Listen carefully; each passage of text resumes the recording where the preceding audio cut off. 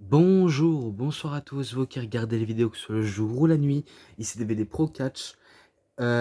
Oui, c'est un renouveau vidéo, si vous avez vu le titre de la vidéo, c'est que je vais recommencer sur le DVD qu'à la base il n'était pas complet du tout, donc c'est un peu pour ça que je vais une refaire version beaucoup plus complète. Ou- Ouais, pourquoi pas envisager ça. Donc si ça se trouve, je pourrais faire cela en beaucoup plus complète. Un peu comme j'avais fait avec The Best of Pay-Per-View 2011 et 2012. Donc pourquoi pas faire, on va dire, une partie complète, même si peut-être pas que je vais le supprimer, ou alors peut-être que je vais le supprimer, ça dépend de moi. Voilà. Tout d'abord, ben, je tenais à remercier Infuse qui m'a gentiment fait une proposition. Il m'a fait une proposition qui me ferait une vente sur Vinted des DVD de la Ring of Honor, où il y avait notamment Bryan Danielson qui m'avait cité, que ce soit American Dragon ou Versus the World, euh, Champion Final Countdown ou d'autres types de DVD, ou alors Danielson contre McGuinness. Donc je crois que c'est bien ça où tu voulais m'en venir. Mais en tout cas, si jamais tu le fais, que tu me préviens, sache que je te remercierai. Mais après, il faut savoir, c'est que sur Vinted, je préfère rester anonyme parce que voilà, je j'aime pas trop me dévoiler en fait, malheureusement.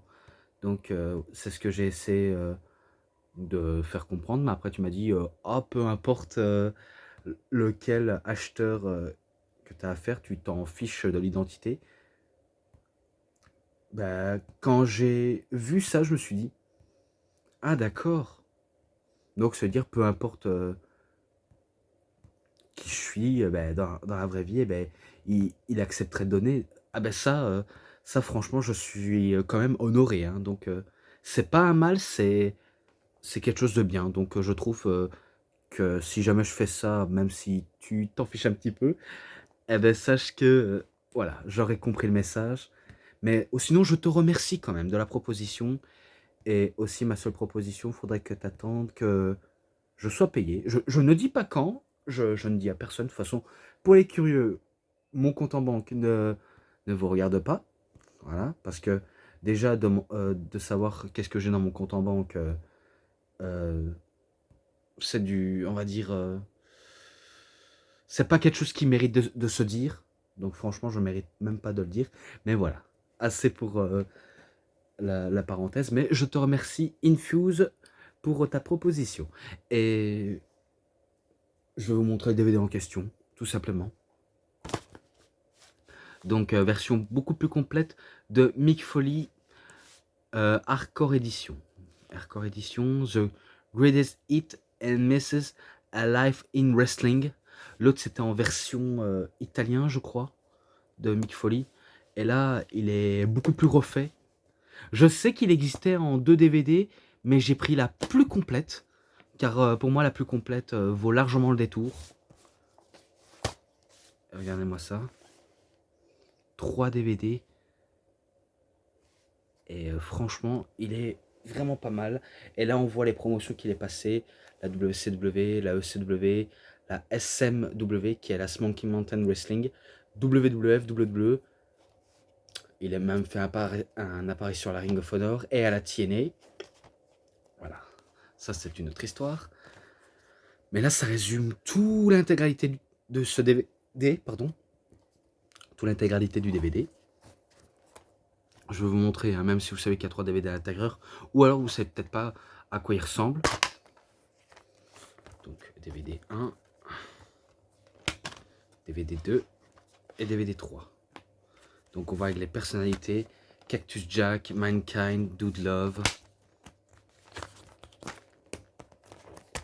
Oh là là, je galère. Donc je rappelle, pour ceux qui se demandent pourquoi je refais un DVD comme ça, c'est parce que l'autre n'était pas complet et que l'autre coffret de Mick Foley, je ne suis pas encore en train de regarder, je suis en train de regarder un autre type de ce DVD. Mais pour l'instant, j'en suis pas encore ici, mais voilà. Tout d'abord, je vais citer les bonus. Ouais, je vais citer en premier les bonus. Tout d'abord, post-Vader match, interview. Ça, c'est quand c'est à la WCW Saturday Nights 24 du 4 1993. C'est quand Vader l'avait entièrement détruit et qu'il décide d'à nouveau de se venger de Vader pour l'agression honteuse. Ça, le match, je vais revenir pour plus tard. Voilà. Cactus Split on the WCW belt. WCW, enfin ECW Hostile City Showdown, 24 du 6 de 1994.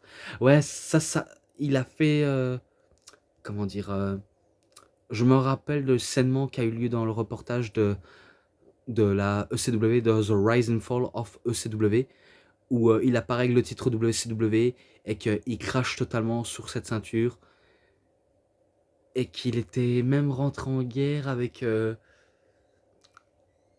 la, on va dire la petite corporation de Polyman, alors qu'il avait dans son coin Night One One. Ça, je me rappelle comme seulement. Après, il y a quoi Kane Dwayne promo makes his all-time favorite wrestling promo ECW 19 du 9 de 1995. Ouais, donc ça, c'est quand il parle de ça, de son interview préférée en promo, car il adore, on va dire, faire que des promos tout en profondeur, tantôt dérangé, tantôt calmement et tantôt laxiste et vénère. Donc ça, il nous fait que des promos, des speeches de dingue. Je vais pas tous les citer malheureusement. Voilà.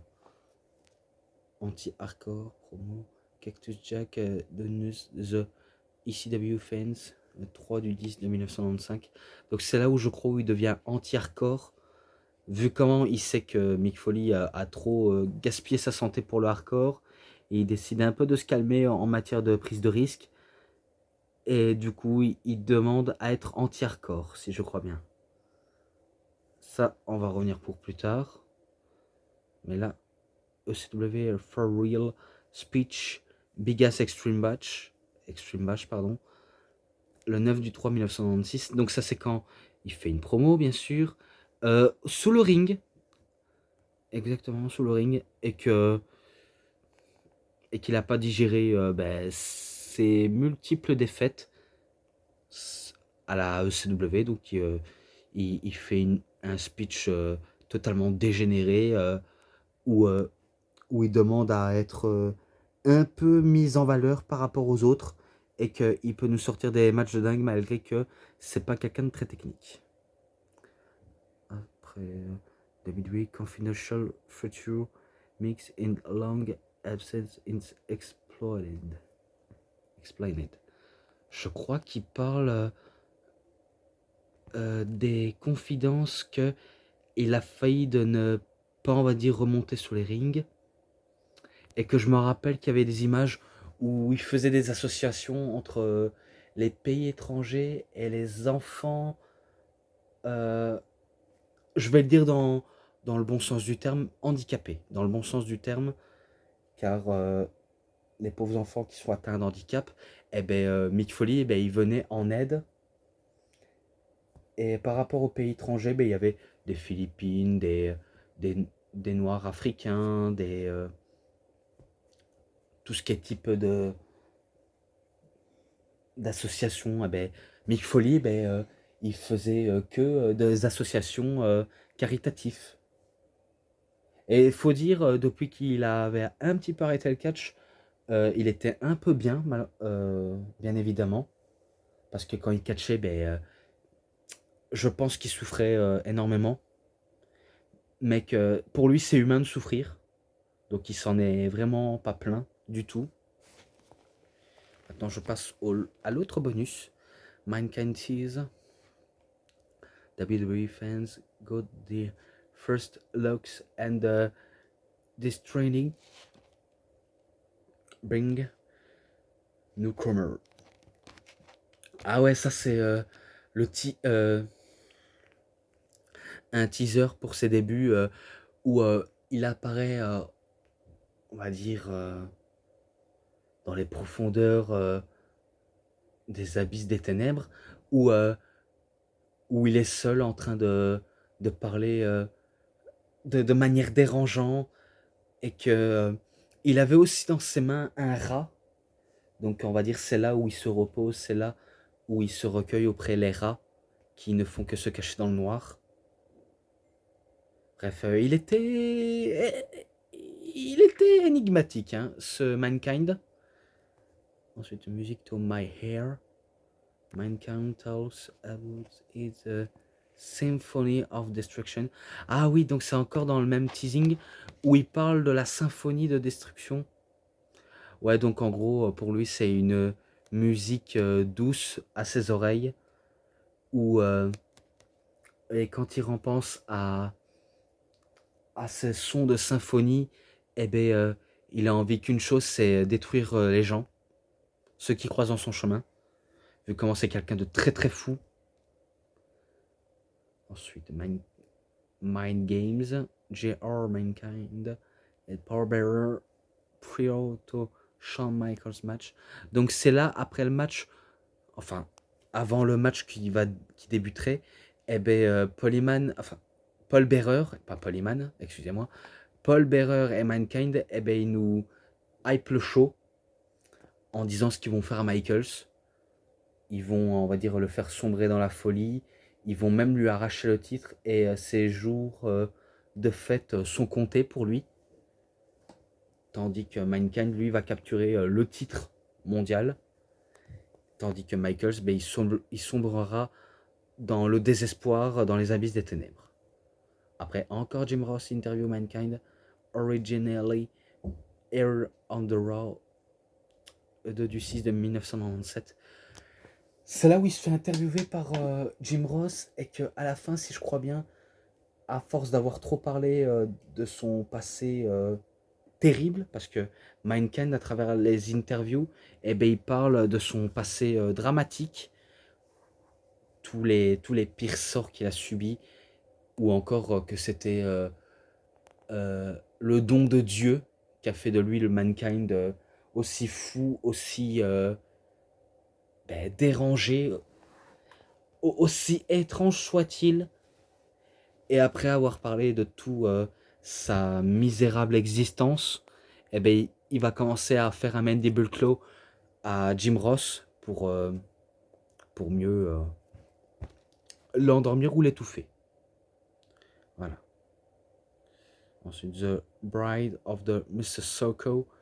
Mankind visit Mr. McMahon in the hospital. 5 du 10 en 1998. Ah oui, c'est là où Mankind rend visite à Monsieur McMahon à l'hôpital. Et aussi, il y avait une fille clown, je ne sais plus comment elle s'appelle, mais je sais bien que Mankind l'avait fait venir. Et aussi, je crois qu'on a eu l'apparition de Monsieur Soko. En fait, Mankind, il a eu l'idée pour faire une distraction à Monsieur McMahon. Donc c'est pour ça qu'il a utilisé un genre de marionnette. Et quelle drôle de marionnette, car c'est Monsieur Soko. Donc la chaussette qui ne fait que parler et que Mick Foley avoue dans le coffret de l'histoire de Mankind que c'était un très mauvais marionnettiste qui sait faire des ventriloques. Vous voyez, imiter la voix de quelqu'un d'autre, donc pour lui, il dit qu'il est un peu mauvais dans ce domaine, mais il a tout tenté, ça. Pour lui, ça a vraiment plu à Monsieur McMahon, et qu'on se rappelle après que Monsieur McMahon disait « Dégage de là !» Et qu'après, il dit « C'est pas vrai. Monsieur Soko maintenant. » Eh ben oui, c'est là où Monsieur Soko est né, tout simplement.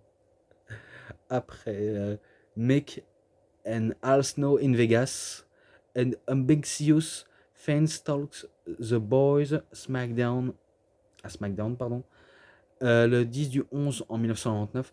C'est là où lui et Al Snow, ils vont au parc d'attractions, ils vont, on va dire, s'éclater, s'amuser. D'ailleurs, je crois que ça a eu une répercussion dans la vie réelle. Car en gros, Mick Foley et Al Snow, en fait, à la base, ils devaient donner la voiture de location. Enfin, Arcoroli a donné sa voiture de location à, à Mick Foley et Al Snow. Et que, et que Mick Foley et Al Snow l'ont promis qu'ils viendraient le chercher.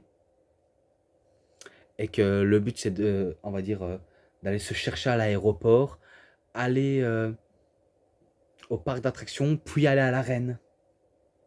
Sauf que Mick Foley et Al Snow l'ont pas fait.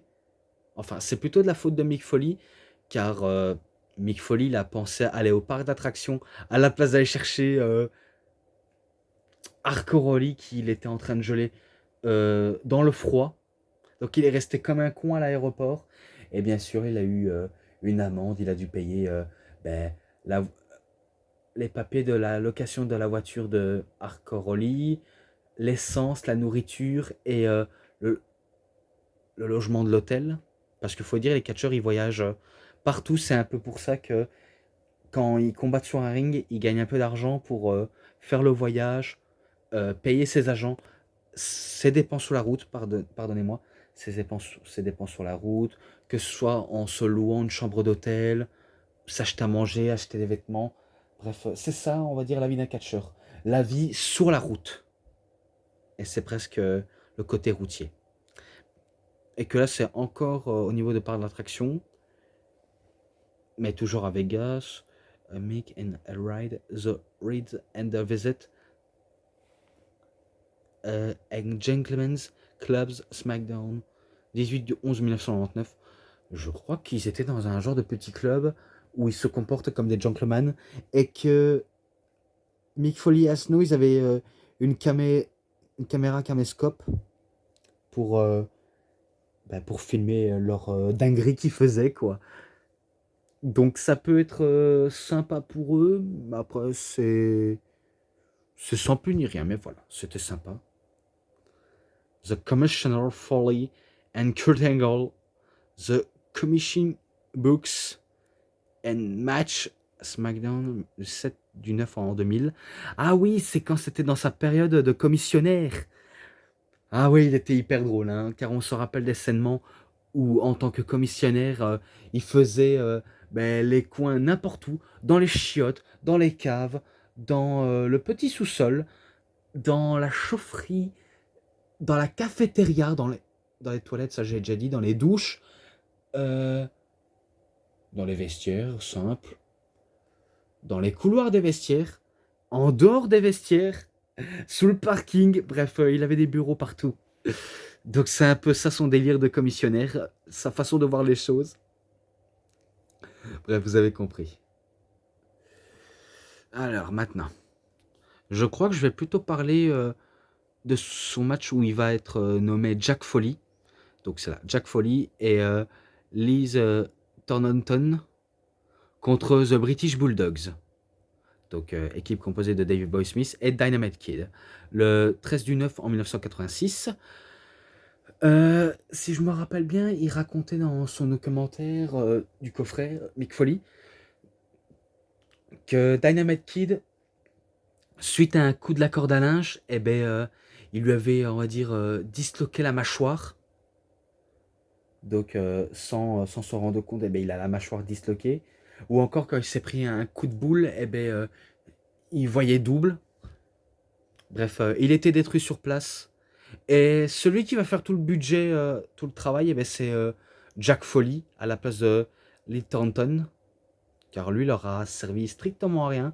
Mais c'est Jack Foley qui va s'en prendre plein la gueule. Et qu'il va perdre face aux Bulldogs. Voilà, au moins vous le saviez. Donc il perd face aux Bulldogs. Et ce match-là, c'est plus un squash. Hein. C'est plus un squash, pardonnez-moi. Donc ce match-là, je lui mets un 3. Je mets un 3. Et attendez, je vais vite couper car je vais un petit peu m'hydrater. On se rejoint tout de suite. Donc voilà, je suis de retour. Maintenant, je poursuis encore. WCW, attendez.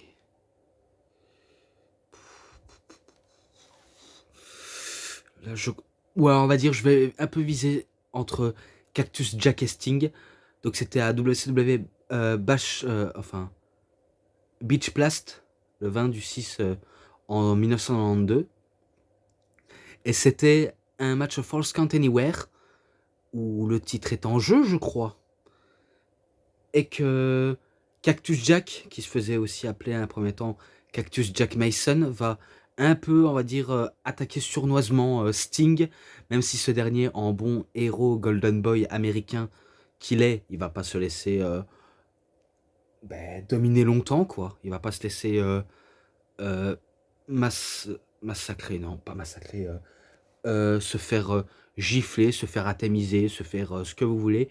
Donc il va pas trop non plus coopérer les coups, car il va aussi allumer beaucoup Cactus Jack. Et si je crois bien, il remporte le match grâce à un coup de la corde à linge volant, parce qu'il était sur la troisième corde, et il remporte le match avec le tombé.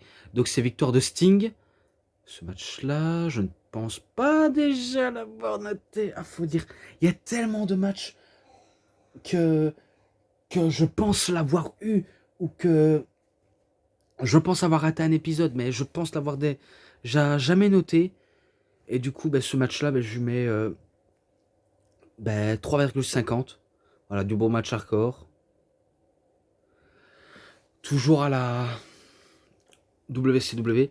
Cette fois-ci, Cactus Jack, il affronte Big Van Vader à WCW Saturday Nights. Et d'ailleurs, c'est bizarre, dans l'autre il est marqué du 24 du 4 en 1993. Là il est marqué le 17 du 4 en 1993. À moins que c'était un peu plus tard dans les matchs qui allaient suivre, mais ça j'en suis pas sûr. Mais c'est là où je crois que Big Van Vader va un peu mettre à mal Cactus Jack. Il va le punir, il va le pulvériser. Et, et du coup, Cactus Jack, on sait que c'est un véritable casse-cou. Il peut résister à chaque coup fatal. Il peut s'en prendre plein à la figure. Il trouve un peu de solution, mais à la fin, il se fait battre par Vader. Si je crois, il explose avec le Vader Bomb. Et du coup, c'est victoire de Big Van Vader.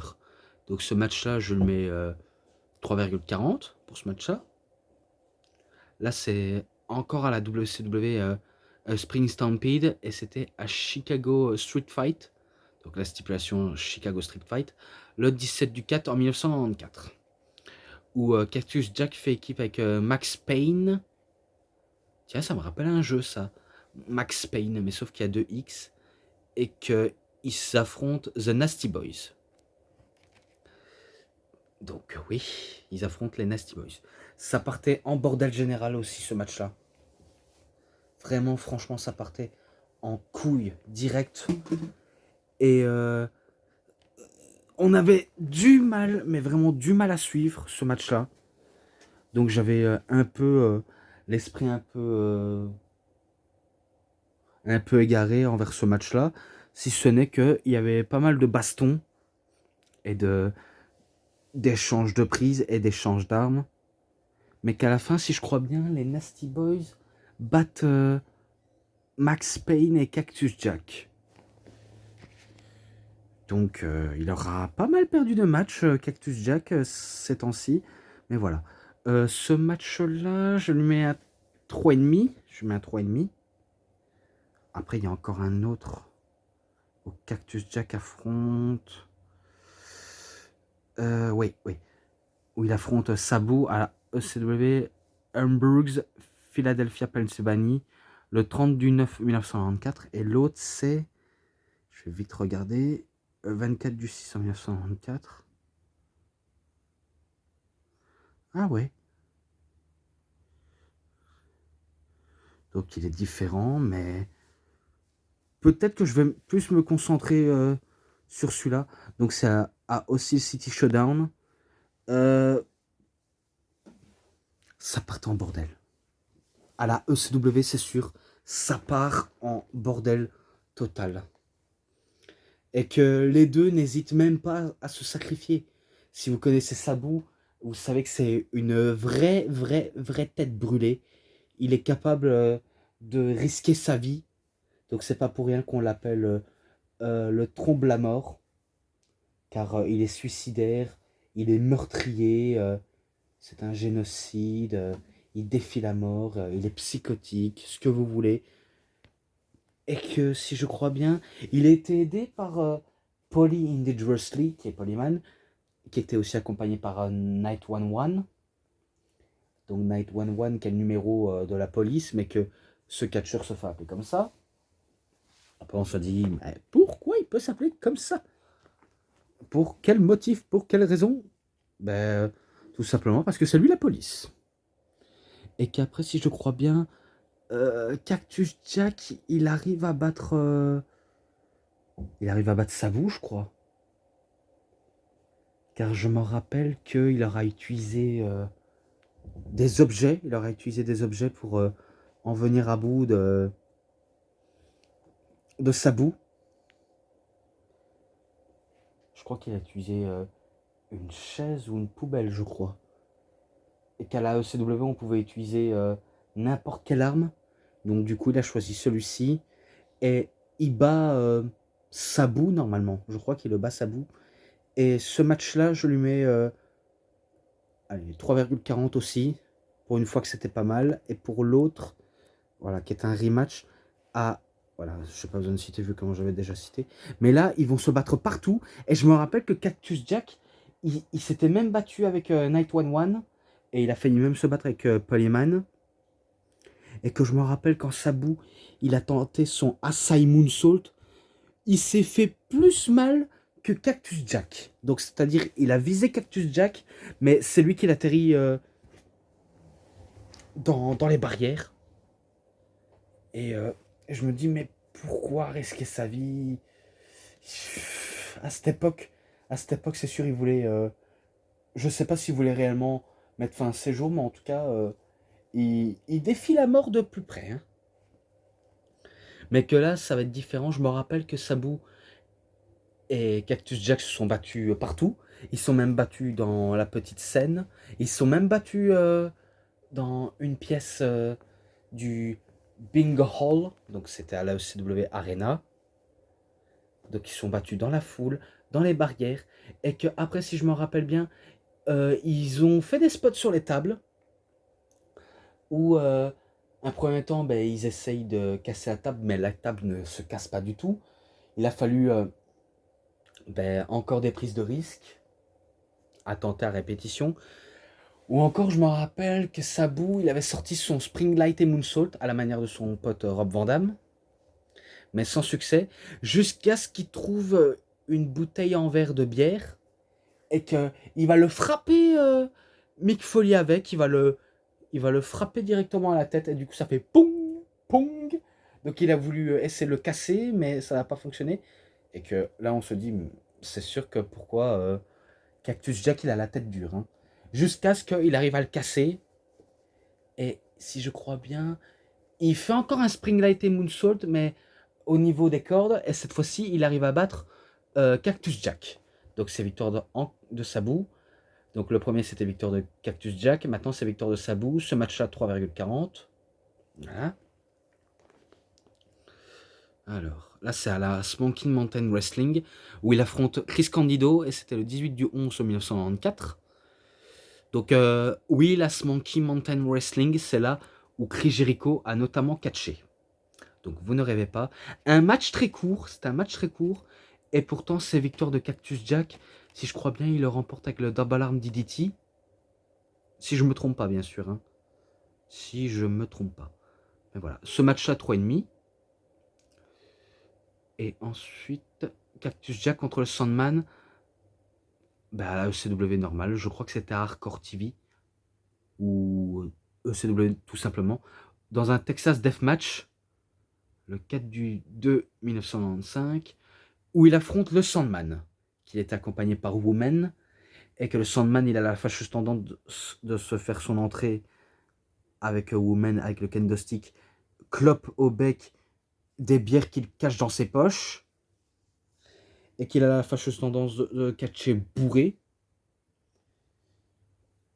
Et franchement, quand on catch bourré, ben, on comprend pourquoi on oublie tout ce qui se passe dans le match. Et que le match, il aura été brutal.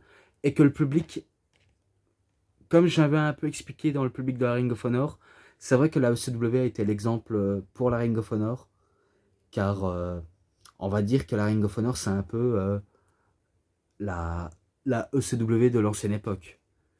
Vu comment ils réagissent bien au bon spot, ils réagissent très bien à la réaction de la foule. Et les catcheurs, ils savent embarquer la foule dans leur folie, quoi. Et ça aurait été le cas avec Sandman et Cactus Jack. Mais qu'à la fin, si je crois bien, c'est Sandman qui bat Cactus Jack. Avec un DDT, je pense. Peut-être l'un des deux. Mais voilà, c'est victoire de Sandman. Et ce match-là, 3,5 également. Ensuite, Cactus Jack et Raven contre Terry Funk et Tommy Dreamer à ECW November to Remember, le 18 du 11 1995. Là, je pense que ça a été un des plus gros pay-per-view aussi, comme ce qui va arriver Biggest Extreme Bash. Et que si je pense très bien, ils vont mettre à mal Tommy Dreamer et Terry Funk, et que ça va partir en sang, comme la plupart des matchs que j'ai peut-être cités dans celui-là avec l'autre. Et celui-ci un petit peu, celui-là, celui-là. Bref, dans la plupart des matchs de Mick Foley, c'est vrai qu'ils finissaient en bain de sang. Donc ça finissait totalement vraiment en bain de sang. Et que je crois qu'il y avait même intervention de Francine et de Beulah McGillicuddy. Donc Francine était du côté de Raven et Cactus Jack, je pense. Et Beulah McGillicuddy, elle était du côté de Tommy Dreamer et Terry Funk. Mais qu'à la fin, si je crois bien, c'est Raven et Cactus Jack. Je sais pas si c'est vrai ou si je me trompe, mais jugez-moi si je me trompe, mais je crois que c'est Raven et Cactus Jack qui bat Terry Funk et Tommy Dreamer. Il faut que j'aille vérifier. Il faut que j'aille vérifier. Donc si c'est possible, j'irai vérifier. Mais ce match-là, il est parti vraiment en couille totale, donc je mets 3,50. Voilà. Et encore à la ECW, cette fois-ci à Biggest Extreme Bash, que j'ai cité peut-être. Mais là, c'est le 9 du 3 1996, où il affronte Mikey Whipwreck. Donc celui qui aura été champion du monde de la ECW, qui est le plus jeune, je crois.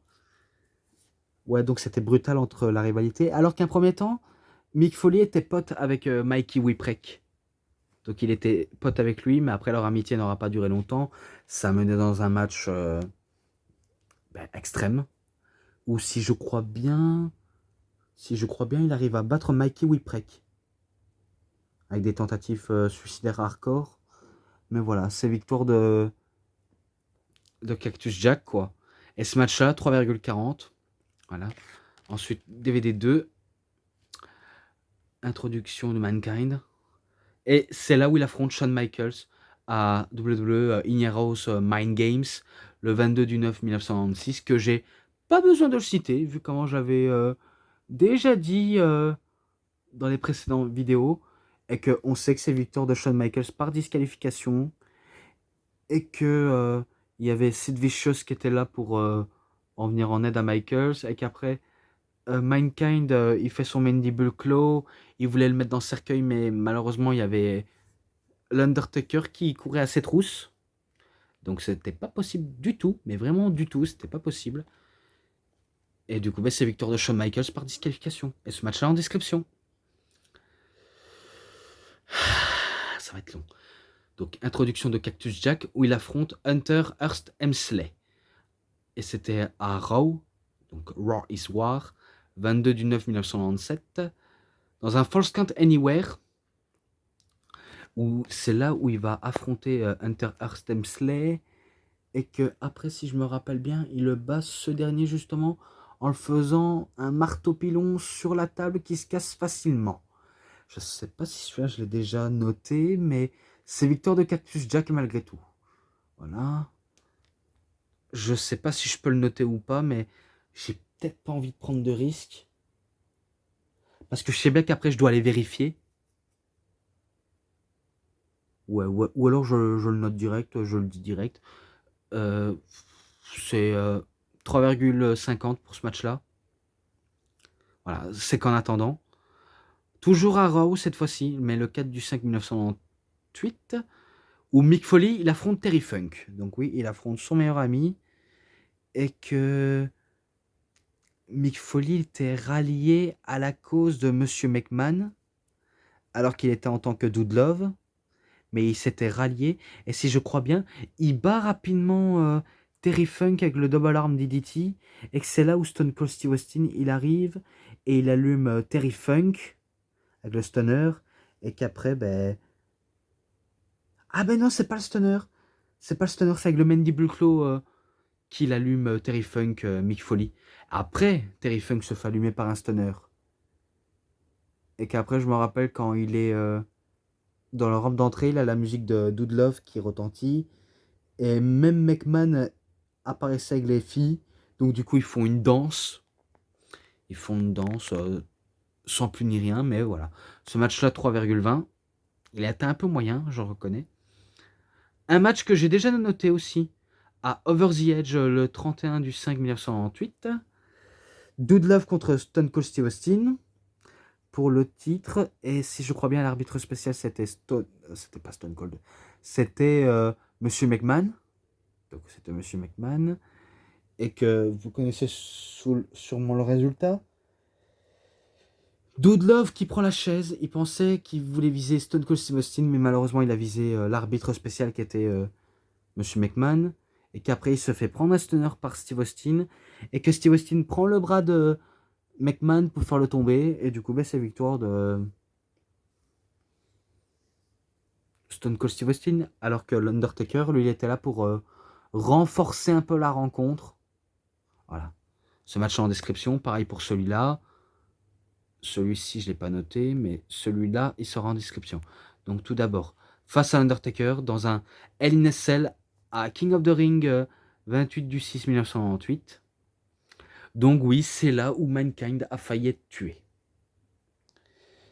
Car on se rappelle que Mick Foley, il était au-dessus de la cage, qu'il attendait l'Undertaker, et donc il allumait. Et si je crois bien, c'est là où l'Undertaker se brise la cheville, mais ça n'empêche pas de continuer le match. Et c'est là où il balance Mankind du haut de la cage, où il atterrit dans la table des commentateurs. Et qu'on apprend qu'il est blessé physiquement, il peut plus continuer, et qu'après, il va remonter, mais il va avoir encore une autre chute, où il va passer... enfin, il va passer à travers la cage, et il tombe sur le ring, suite à un chokeslam, et qu'il a reçu une partie de la chaise dans la figure, et c'est là où il lui manquera une dent, qui va se le retrouver sur son nez. Peut-être que j'aurais bien voulu parler de la fois où Mankind avait perdu une oreille dans un ring, mais ça, ce sera pour le DVD suivant, donc je reviendrai sur ça dans l'autre DVD, si vous permettez. Et qu'après, il y a les chutes dans les punaises. La première, c'est quand l'Undertaker, il le portait sous ses épaules, et après, le chokeslam, et il en terminait un Tombstone Piledriver. Et c'est là où Mankind, il était entièrement cuit, et il perd le match. Mais que malgré qu'il a perdu, il a gagné la sympathie de la foule, car certes, il était blessé sérieusement physiquement, mais il aura été courageux et qu'il a eu un grand cœur. Et je sais pas si c'est là où il va devenir face, car il me semble que c'est là où il va devenir le pur gentil, par excellence. Et voilà. Ensuite, encore un Raw, mais cette fois-ci le 4 du 1er en 1999, pour le titre de la WWE, dans un match des bûcherons. Et c'est là, attention, je vais me faire spoiler, enfin, je vais peut-être vous faire spoiler, c'est là où il remporte le titre de la WWE. Alors qu'il y avait toute la corporation, même s'il y avait les bûcherons partie face, partie heel, et que Stone Cold Steve Austin était là pour porter main forte à Stone Cold, mais c'est là où Mankind il réalise l'exploit en battant le Rock pour devenir le champion de la WWE, tout simplement. Et qu'après, on se rappelle qu'il prenait le micro en disant que, je crois qu'il s'adressait à ses enfants, où il disait que maintenant vous pouvez dire papa a réussi. Ou encore, il nous avait fait une Rocky en disant Adrien, j'ai gagné. Je me rappelle qu'il avait sorti ça en promo. Il avait sorti ça, franchement. Comme si c'était Rocky et qui disait à sa dulcinée Adrien. Dommage qu'il n'a pas une voix comme ça. Non, mais il parlait à sa femme et ses enfants en disant qu'il avait réussi, que papa a réussi, que Chéri a réussi, et que pour le public, Mankind a réussi, Mick Foley a réussi. Bref, c'est quelqu'un, Mick Foley, et qu'il a un grand cœur, et que on pensait peut-être pas de le voir gagner ce foutu titre. Même pas un seul instant, on ne le pensait vraiment pas du tout. Et que là, il a réalisé un exploit et un rêve surtout. Donc c'est un rêve qui se réalise et que c'est un peu là où la WCW avait diffusé les résultats de Raw et qu'il y en a qui ont changé de chaîne pour garder Raw, pour voir le couronnement de Mankind. Donc pour la WCW, ils se sont fait... ils se sont bien fait enculer quand même. C'est vulgaire, mais ils se sont fait enculer. Voilà. Ensuite au Royal Rumble, voilà. Pour ce match-là, je lui mets un 3,60 pour ce match-là. C'est peut-être pas exceptionnel, mais c'est pour la victoire de Mankind. Et que là, on est au Royal Rumble 2000. Et que c'est là où il va faire un match très très brutal avec Triple H. Où que il va se prendre un pedigree un premier temps, mais qu'il il relève son épaule. Et si je crois bien, il se fait même aussi attaquer par The Rock par une chaise. Ah, pas sûr. Mais je sais bien que Triple H et Cactus Jack se sont battus dans le public avec un décor assez particulier pour le Royal Rumble. Ça, je vous avais déjà expliqué dans le Target Classics. Mais il était vraiment particulier. Hein. Honnêtement particulier. Et comme j'ai dit, c'est là où il se prend un pedigree, mais il se relève l'épaule. Mais la deuxième, il ne va pas se relever car ce sera dans les punaises. Donc c'est là où il se prend un ultime pedigree. Et qui perd face à Triple H. Voilà, tout simple. Tout simplement, je le dis. Description. DVD 3. Oui, DVD 3. Là, c'était dans un match aucune prise interdite et qui était un match où les tombées sont permis. Pour le titre intercontinental à Backlash le 18 du 4 2004. Et que c'est là où il va, on va dire, propulser la carrière de Randy Orton. Et que c'est là où Randy Orton aura prouvé qu'il peut avoir le côté intense. Et que c'est là où je crois bien Randy Orton, il se prend des punaises dans le dos alors qu'il a voulu faire un RKO, ou encore il s'est fait tailler le visage par des barbelés, et que quand c'est Mankind, lui c'est logique vu comment il a l'habitude de souffrir, de passer dans, dans les punaises, dans les barbelés, ce que vous voulez, et que je me rappelle qu'il a voulu mettre le feu au madrier, et que Bischoff le menaçait de ne pas le faire, sinon tous les gens qui ont payé pour le voir, ils devront quitter cette salle, alors que tout le monde a déjà vu du feu. Tout le monde a déjà vu du feu, donc c'est pas la peine de le faire rappeler, Eric.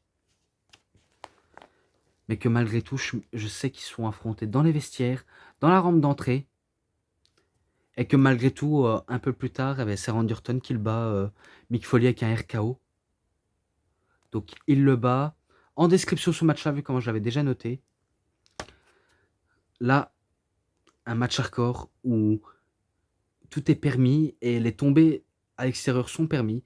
C'est à WrestleMania 22, le 2 du 4 2006, où il va encore une fois monter la carrière d'un autre catcheur, cette fois-ci à la personne de Edge, qui était accompagné par Lita et de sa batte de baseball. Et que Mick Foley, il avait une chemise à carreaux fermée, et que on ignore de ce qui allait se passer, mais je sais bien que Edge a voulu lui donner des coups de batte, mais Mick Foley, il esquive et il assène des coups à Edge, notamment en lui donnant des coups de paume de la main en droite. Donc il assène des coups vraiment très sévères. Et si je pense bien, c'est là où il arrive à faire calmer, il arrive à faire calmer Mick Foley, et que c'est là où Edge il va faire un spear sur Mick Foley, mais sauf que Edge a oublié un truc, c'est que Mick Foley, il avait tout prévu, il avait mis du barbelé sur lui, donc du coup, il s'est fait mal en faisant un spear, et que après, Mick Foley, il prend une pince, il coupe les morceaux de barbelé pour fouetter justement Edge avec, et de percer au niveau de son tatouage. Donc il perce l'ouverture et qui va encore une nouvelle fois le faire du mal. Après, il s'est passé de tout, hein. Des punaises également, où Mick Foley et Edge ils vont passer à travers les punaises, et que Edge il aura été choqué quand il aura pris les punaises dans le dos. Donc c'est sûr, il a senti passer. Après, Mick Foley, lui, il a l'habitude, hein. Ou encore, il avait même aussi taillé le visage de Edge. Ouais, il a vraiment taillé le visage de Edge. Il y avait la table qui était placée à l'extérieur, où Mick Foley il prend de l'essence. Même si je sais bien qu'à premier temps, c'est Edge qui prend de l'essence, il lui jette sur Mick Foley. Mais qu'après, c'est Lita qui prend de l'essence. Elle prend d'abord la batte de baseball pour viser dans les parties intimes de Mick Foley. Après, elle met de l'essence, elle me fout le feu. Et c'est là où Edge il fait le spear entre les cordes, et qu'ils auront tous les deux passé à travers une table en feu. Et là, on voit un Edge totalement choqué et limite terrifié, comme s'il avait vu la mort en face, et que vu comment il était hyper choqué, il va vite faire le tomber, et il remporte le match, tout simplement. Il remporte ce foutu match. En description, ce match-là, pareil pour l'autre, et celui-là aussi, vu comment je les avais déjà notés. Il en a pas mal de matchs que j'ai déjà notés. Mais bon, là, c'est à la ECW One Night Stand, le 11/6/2006, où Mick Foley il fait équipe avec Edge et Lita, contre Terry Funk, Tommy Dreamer et Beulah McGillicuddy, où tout d'abord ils vont faire une promo où Mick Foley il se fait détester par la foule, et que Mick Foley dit oui c'est vrai j'étais un des vôtres, je faisais partie des membres de la ECW, que j'ai dû quitter la ECW pour faire carrière à la WWE grâce à la vision de Stephanie McMahon. Et là ça crée des sifflets dans la foule. Mais après, ce que les gens oublient, c'est que Mick Foley, il a ouvert la voie envers les catcheurs hardcore ou indépendants à travers le monde pour percer à la WWE. Donc il n'y a pas à dire, il a ouvert la voie aux principaux téméraires qui franchiraient la porte. Et qu'après c'est là où Edge et Lita, ils interviennent, bien sûr ils se font siffler, et que Lita se fait insulter par le public de la ECW en disant que c'était une prostituée de bas étage qui est sous substance illicite. Et que c'est là où Edge, il en rajoute en disant à Mick Foley, je crois que Mick, tu devrais pas dire ça. Pour eux, c'est un peu Noël. Sauf que leur Père Noël, il est juif et gros. Enfin, il est juif, gros, et un sale fils de la plage. Et qu'il s'adresse aux mecs de la ECW. Les mecs de la ECW, ils sont sûrement en train sur leur téléphone, en train de parler à leur copine imaginaire alors qu'ils n'en ont pas. Alors qu'ils rêveraient d'avoir cette copine que j'ai avec moi actuellement, donc en parlant de Lita. Donc ils se font des bisous avec la langue, soupe de langue. Et que Lita, elle se fait un peu incendier par le public de la ECW en disant à Tommy Dreamer que lui il a pris du plaisir, mais pas elle, quoi. Bref, c'était limite des trucs de Huck. Et après, c'est là où l'équipe des Faces, ils arrivent, et que Beulah McGillicuddy, elle prend le micro en disant Lita, Lita, Lita. Tu, euh, tu en dis tellement de conneries que tu en sors des choses tout aussi dégueulasses. Donc ça vient dans le DVD de ECW One Night Stand que j'ai déjà fait des reviews dessus, ou encore dans le coffret de Edge est Decade of Decadence, où elle dit maintenant tu fermes ta gueule et tu te bats, salope. Donc on voulait un combat de filles. On voulait vraiment, mais ça va arriver plus tard. Là, on place aux garçons. Et ils vont se foutre sur la gueule. Ils vont se foutre sur la gueule en prenant des barbelés. Tout ce qui est type d'arme, c'est légal. Donc il prend tout ce qu'ils ont sous la main. Et que après, si je crois bien, ça a été sanglant.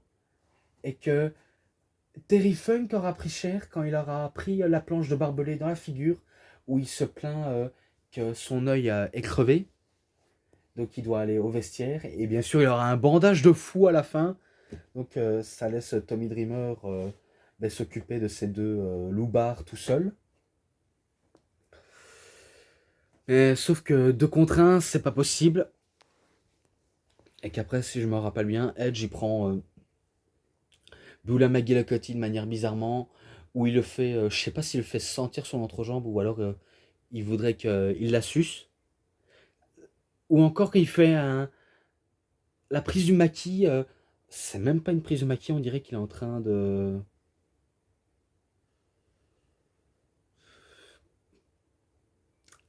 Euh, Truc sexuel quoi, faut dire. Il en veut une nouvelle conquête. Hein. Ah, peut-être qu'il adore les plans à 3. C'est peut-être pour ça.